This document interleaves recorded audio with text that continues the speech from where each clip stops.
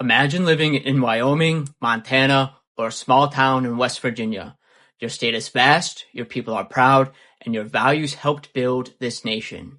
But if we switched to a national popular vote for president, your voice would vanish, drowned out by a few massive coastal cities.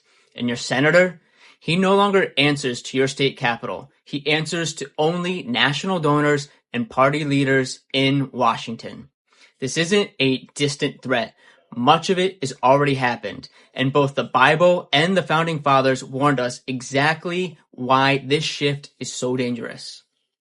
So we've all heard the phrase, America is a democracy.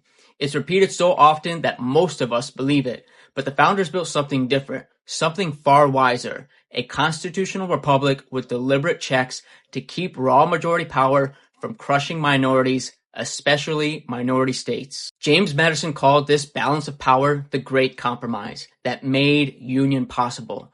Remove those checks and the republic begins to unravel. And that is where we are today. Candidates largely ignore dozens of states, and Washington issues mandates that override local communities, and many of us feel our voice no longer matters. And Scripture speaks directly to this. It says in Exodus 23 verse 2, "You shall not follow a multitude to do evil." So let's see how far we've drifted from the founders' designs and what we can still do about it today. You're traveling through another dimension, a dimension not only of sight and sound, but of power and profit. A journey into a wondrous land whose borders are that of imagination and self-interest.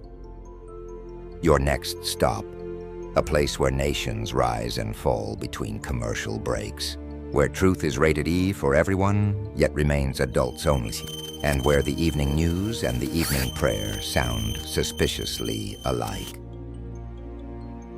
You take the red pill, the blue pill, or the one paid for by super PACs. It doesn't matter. The rabbit hole was paved over years ago and turned into a toll road. Submitted for your disapproval. You are now entering the conflict zone. To understand how far we've come, we first need to go back to what the founders actually built. So let's open the Constitution to Article 1, Section 3, before it was changed, and it says this: "The Senate shall be comprised of 2 senators from each state, chosen by the legislature thereof." That is key to note. And then in Article number 2, Section 1 on the presidency says this: "Each state shall appoint in such a manner as the legislature thereof